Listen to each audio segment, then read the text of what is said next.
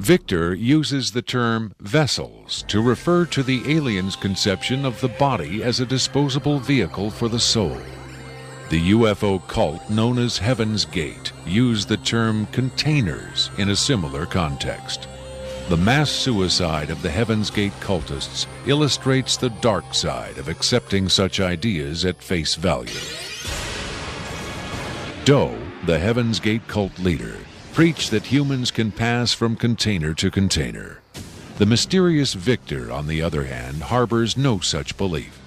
In his interview, recorded months before the Rancho Santa Fe tragedy, Victor made his attachment to his own earthly vessel abundantly clear. And let me just state here publicly, to head off any clever ideas anyone might be having, I have never been, am not now, and never will be suicidal. But how would the public know if something happened to you, since we don't know who you are? I'm taking care of that, trust me. If something happens to me, if I die, people will know who I am. Do you think it's a reassuring sign that these aliens can communicate with us on a spiritual plane? It would be nice to think so, but I'm not sure if it's really such an achievement considering the mismatch between our intellects. I mean, you're not going to have much luck making your dog understand calculus. But if you pet him on the head and say, "Good dog," aren't you communicating spiritually? And doesn't the animal control officer say, "Good dog," when he comes to put some poor stray to sleep? Doesn't the vet try to reassure the animal just before he spays it? When you're dealing with beings whose intellect is so far beyond your own, I don't think it's safe to assume they have your best interests at heart. What about the content of the tape segment you brought? As I said, this is late in the series. In fact, it's quite close to the end. Because of his unwillingness to reveal his own identity, Victor's story stands or falls on the credibility of the tape he supplied. Here, exclusively, for the first time anywhere, is the uncut, uninterrupted alien interview tape, shown in its entirety in real time.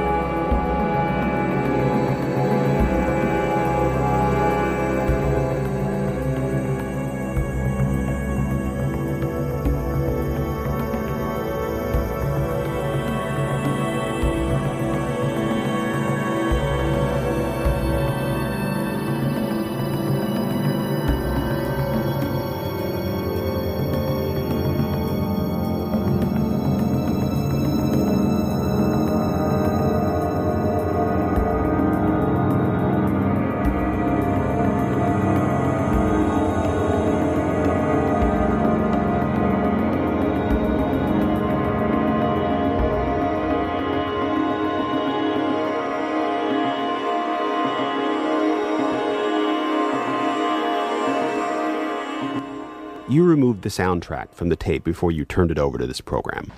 That's correct. I can't allow the voices of the project personnel to be heard by the general public. There's a very good chance their family or friends on the outside might recognize them. Isn't your purpose in releasing this tape to expose Area 51 to the world? My purpose is to expose the existence of the aliens, not compromise these individuals. I made the decision to come forward.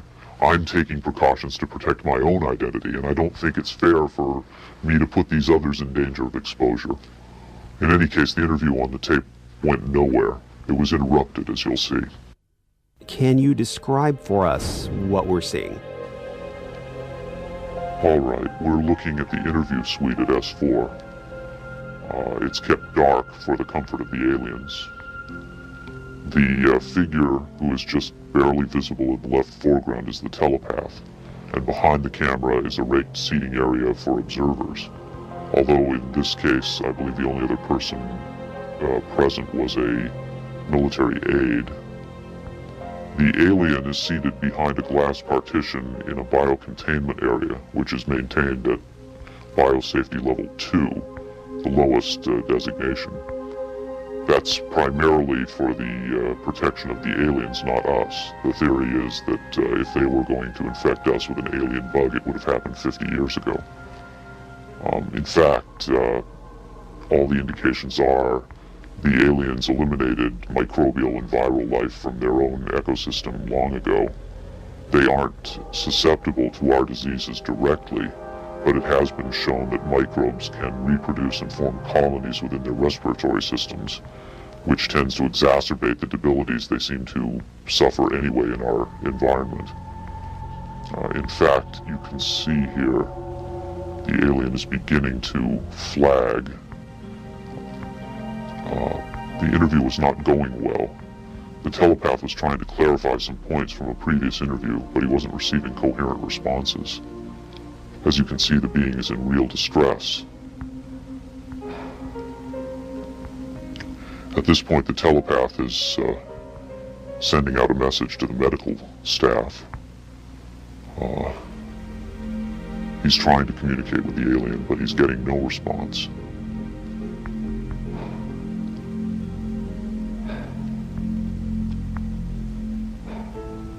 There's very little he can do. There's no direct connection between his space and the biocontainment area. That's the aide stepping in on the right. The medical staff should be there by now. They're slow in responding. There they are. I have to say the medical personnel at S4 are less than first rate. They tend to be selected for their willingness to keep secrets rather than their medical competence. By the way, he's not shining that light into the eyes. It looks that way, but in fact he's checking for hemorrhaging around the eye sockets and in the nasal cavity. I'm sorry. It's very hard for me to watch this.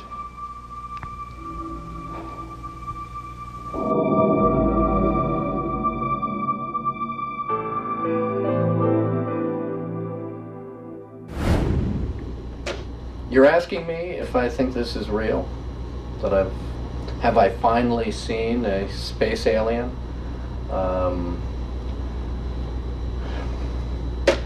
I don't know. But I do know this. I know that this is not a tricked up version like the alien autopsy. It doesn't attempt to distract you away from the alien. It doesn't have that cinema verite, black and white. It doesn't go to great lengths to try to fool the audience. Straight ahead. It's an alien on tape. Pretty much the way you'd probably film it. The point is this: what if it is real?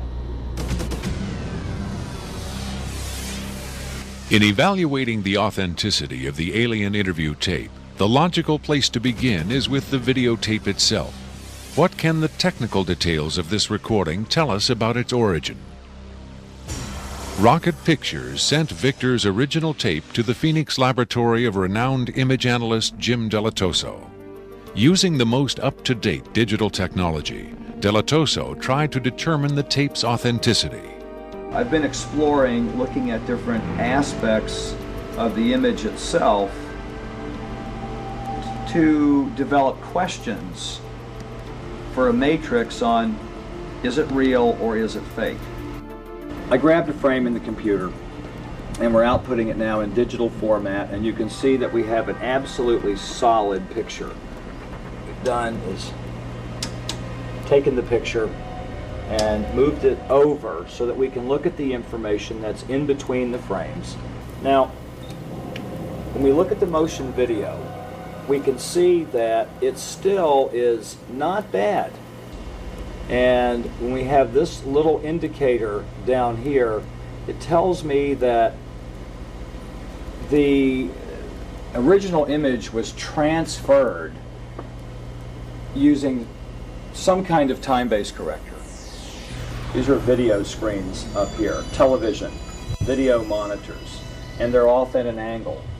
If this was shot using a video camera with lines on it, we would see moire patterns up there, and we don't see the moire patterns. So there's a probability that this was shot originally on film, possibly a film stock like 7252 or 7247, depending on the lighting. The idea that these images may have originated on film is in direct contradiction to Victor's statement that the interview was shot on video.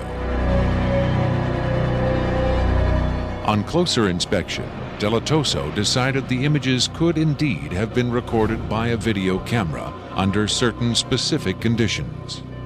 In this case, I get the sense of it that this was originally created using either film, transferred telecine to beta, that then this is the third generation, or it was taped under very low light conditions with the video gain boosted probably 12 dB. Even the emotionless analysis of a computer cannot provide a definitive answer. Della Tosso's efforts yield tantalizing hints, but in the end they only increase the mystery. One of the key things about this creature are its eyes. Like the other experts, video analyst Jim Della Tosso was emotionally affected by what he saw. He took the tape very seriously and offered this personal opinion. If someone faked this, I don't like these people. I think it's a bad thing for people to do, because if extraterrestrials come here, it's an incredibly important thing to understand who they are and why are they coming here. If this is not faked, I think we've got a glimpse here of a sense of communication with someone who came from a long distance away. When asked his opinion of the alien interview, Adair was careful to answer only in terms of his own experiences. If you're referring to the film where it's aliens being interrogated at Area 51, I don't know. I've never seen a UFO in my life. I've never seen aliens pickled in a jar or anything like that. But I know I saw an engine that wasn't from our terrestrial technology. If you look at an engine like that, it came out of a craft. If it come out of a craft, then that craft has occupants. So it's very logical to assume then that those occupants could still be here and they could be interrogating them, or they could have downed another craft since 1971.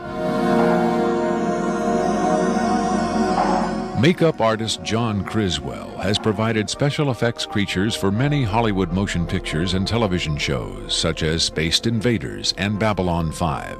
Hired by Rocket Pictures to create the aliens for the recreation segments of this program, Criswell was very interested to finally see the real thing.